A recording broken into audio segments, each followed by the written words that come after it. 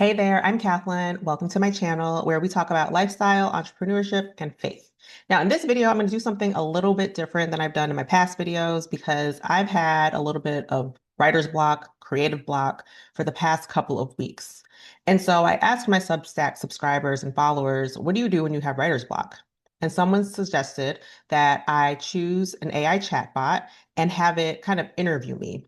So that's what I did, and I decided to share some of those answers. Speaking of Substack, make sure that you check out the link in the description for my Substack where you can subscribe for free and you'll get access to tips, reflections, and guidance on navigating life and career and business transitions with more ease and less chaos. So check out the description box for that link.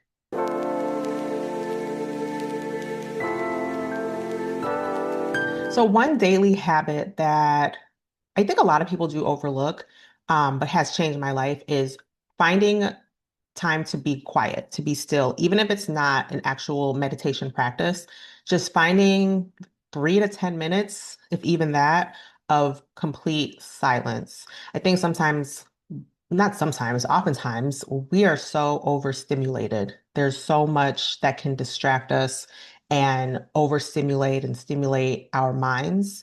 And sometimes we need to take the time to just sit and be still and be completely quiet.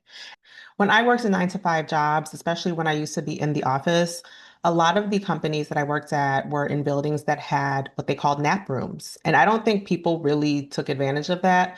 I definitely did, not to just take a nap. I actually never took a nap, but I would just go into that room and just be quiet and like kind of get away from people, get away from the noise, get away from just, the office life, even if it was just for 5 minutes.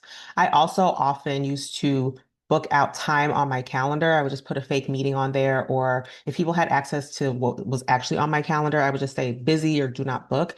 And I would just take that time to like do nothing. Now, a lot of times I used to take that time to like go and take a walk, but I've realized that I actually need time to just sit and be and do nothing. Even 3 minutes is like plenty of time just to kind of reset my mind. And that's something that's just really helped me and helps me slow down and helped my brain reset, especially when I'm feeling overstimulated.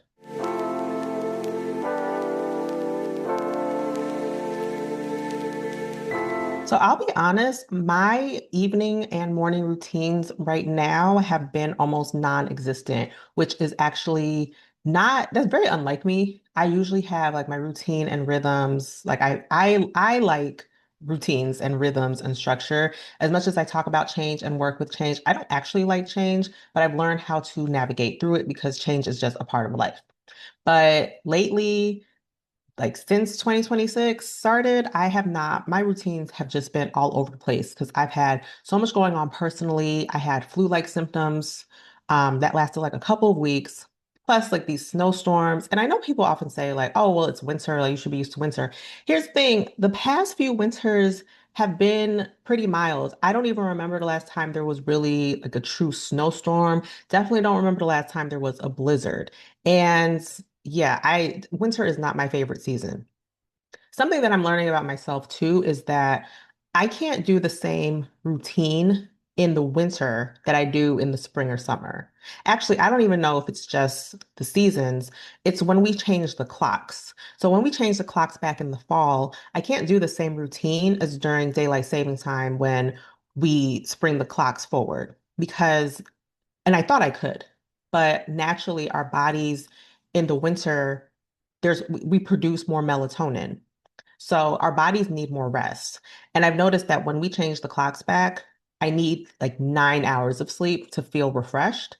Whereas when it's daylight saving time and there's more sunlight and the days are longer, I really only need like 7 hours to feel refreshed. And so initially, I was trying to follow the same evening and morning routine that I do in the spring and summer. And I'll create another video where I kind of talk more about my routines once they actually work again. And I feel like I was forcing myself to fit my routines from the spring and summer into winter because I thought like, oh, well, we'll have an extra hour in the day. Well, an extra hour, not of daylight, but you know what I'm saying. We gain an hour. So I thought like, okay, I can use that hour to do XYZ. But really, I need that hour to have another hour of sleep. So all that to say, my routines have not been existent lately, and I'm really hopeful that once we change the clocks forward in a couple of weeks, that I can get back into a routine so that I can kind of feel like myself again.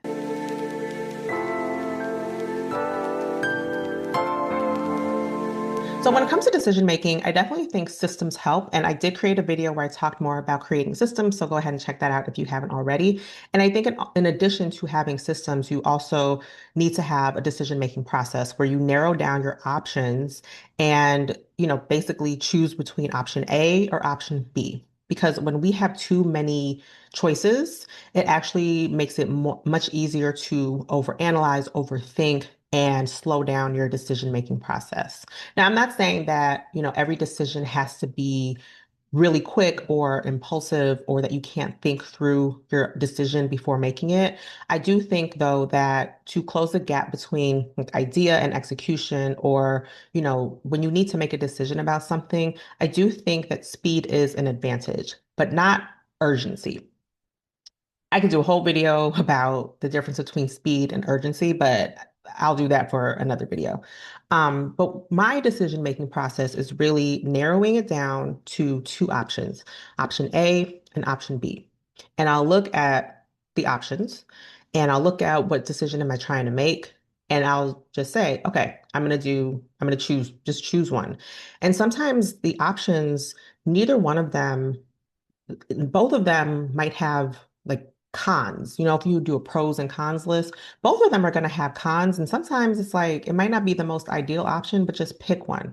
And this could be even as simple as like deciding what to eat. I noticed that I, when I don't follow my meal plan and meal prep system, I use a lot of energy and brain power trying to figure out what to eat every day. And so sometimes the options, none of them look ideal. Like sometimes I don't want to cook. Sometimes I don't want to order anything. Sometimes I don't want to go out and get something myself. But it's like, well, you got to eat. So you have to choose between one of them. So I'll narrow it down. It's like, okay, what are my two top options? And then I'll just pick one and make a decision. Once I make that decision, then that's what we're doing. And I use that decision-making process in pretty much everything that I do, especially in business. There's so much information out there. There's so many things, so many options. There's no other way to say it. There's so many options, so much information. And sometimes you just need to narrow it down to two and just pick one and go with that and just kind of see what happens.